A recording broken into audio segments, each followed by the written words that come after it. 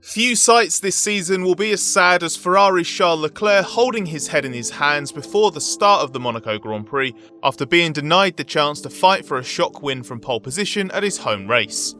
Leclerc's mildly controversial qualifying crash had injected some jeopardy into the pre-race narrative as he and Ferrari anxiously waited to see if his gearbox had avoided damage and he'd be able to start from pole after all. He was given the all clear on Sunday morning and hopes were high of a Ferrari upset on the streets of Monte Carlo before crashing down to earth as Leclerc encountered a problem on a reconnaissance lap during the race build-up and failed to even start, clearing a path for Max Verstappen to take a routine win. Unsurprisingly, there was plenty of sympathy for the local hero, but was this heartbreak a legacy of his own mistake? Was it just a separate Ferrari failure? And either way, could Ferrari have done a better job of spotting the problem sooner? Ferrari says it doesn't have the answers to those questions yet, but all signs point to this being self-inflicted in some way. We're going to explain why that is and why Leclerc and Ferrari were even in victory contention to begin with, and in doing so, hopefully we'll convince you to leave us with a thumbs up and to subscribe if you haven't already.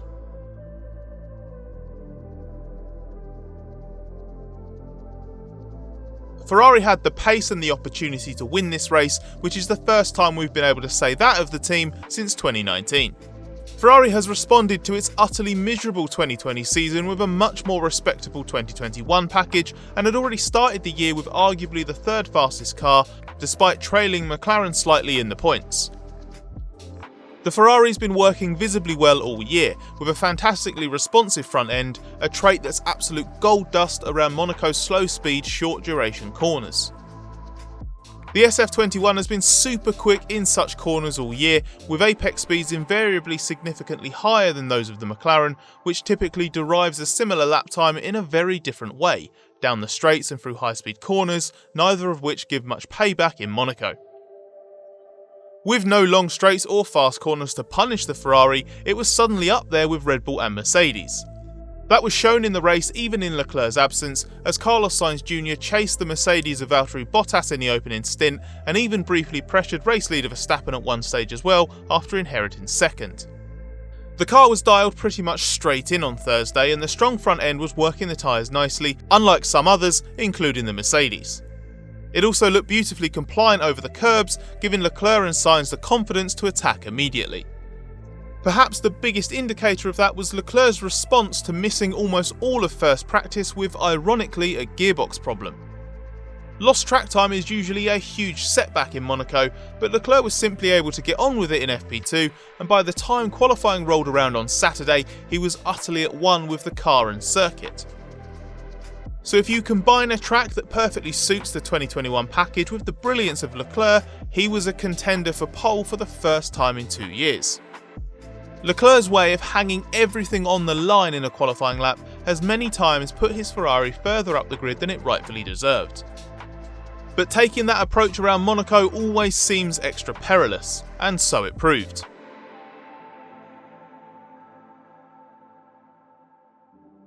Leclerc's stunning first run in Q3 had earned him provisional pole, but he ended up in the wall exiting the swimming pool section on the second run, trying to make up time after a slower first sector. Ironically, the crash helped him secure pole position as it prevented Verstappen, Bottas and Sainz from improving. F1's rules carry no penalty for causing a red flag in qualifying, whereas under the rules in a championship like IndyCar, Leclerc would have had to forfeit his 2 best lap times.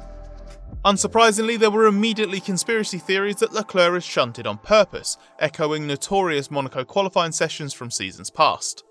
But this was no 2006 incident involving Michael Schumacher parking his Ferrari at Rascasse, or even Nico Rosberg's dubious trip down the escape road in 2014. It seemed an honest error, and that was a view that all of Leclerc's rivals seemed to share as well. While it didn't come with a sporting penalty, the threat of a major consequence was still there. Leclerc and Ferrari feared the crash might have damaged the gearbox and could require a change that would trigger a 5-place grid drop. After extensive checks, the team determined the gearbox was fine and committed to racing with the same unit, but then on his first lap out of the pits on Sunday, Leclerc encountered a problem. His initial cry over the radio that it was the gearbox seemed a damning indictment of Ferrari's apparently thorough pre-race checks, but once the car was back in the garage, the team swiftly diagnosed the cause was actually a broken left drive shaft. Regardless of which part broke, it didn't change the outcome that Leclerc was unable to take the start of the race.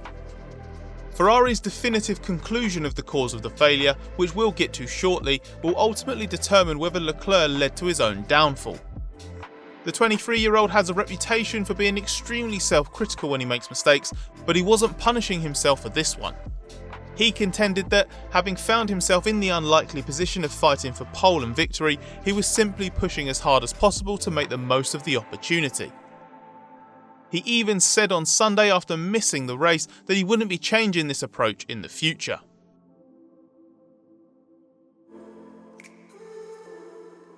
Ferrari wasn't immediately convinced Leclerc's qualifying accident was definitely the cause of the driveshaft failure, given it was the right rear corner that took the impact in the accident. But it seems likely the energy of the crash triggered a knock-on effect through the rear axle that ultimately led to the failure within the left rear wheel. Team boss Matteo Binotto did admit it could be related to the accident, but repeatedly returned to the point it wasn't a gearbox failure, which was ultimately the team's main concern post-qualifying.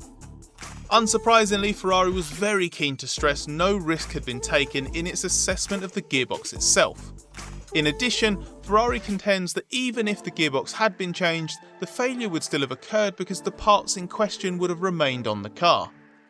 Nothing was changed on that side of the car after the crash, as the FIA Parc Ferme rules only allowed damaged components to be replaced after qualifying, and Ferrari didn't check the left rear corner because it wasn't the area that had got damaged in the crash. As it wasn't the gearbox that failed, the key questions at the end of the weekend were what exactly caused the problem on the left rear and whether Ferrari should have spotted it sooner. Ferrari will undertake a full analysis of how the left rear failure occurred and why, but Binotto has admitted it's more important to establish whether Ferrari could have identified the issue before. It's impossible to know at the moment whether something failed in an area Ferrari would have been able to assess without triggering any kind of Parc Ferme breach. If it was an item that could have been checked, then the question is whether the team simply made a costly oversight in not thinking to check it, or potentially even made a conscious decision not to because it didn't think it was necessary. Ultimately, this is highly likely to be a self-inflicted failure in some capacity. Either Leclerc's crash did something to trigger a delayed breakage when the car ran again on Sunday, or a part failed independently because of Ferrari unreliability. And as Binotto's alluded to, within each scenario is the much more important question of whether Ferrari should have spotted this problem. How much sympathy do you have for Leclerc in the circumstances? Let us know in the comments and give this video the thumbs up if you enjoyed it, even if you do feel bad for the home hero. And if you want to show us even more support and you're not already subscribed, then smash that button as well, and we'll see you again for our next video.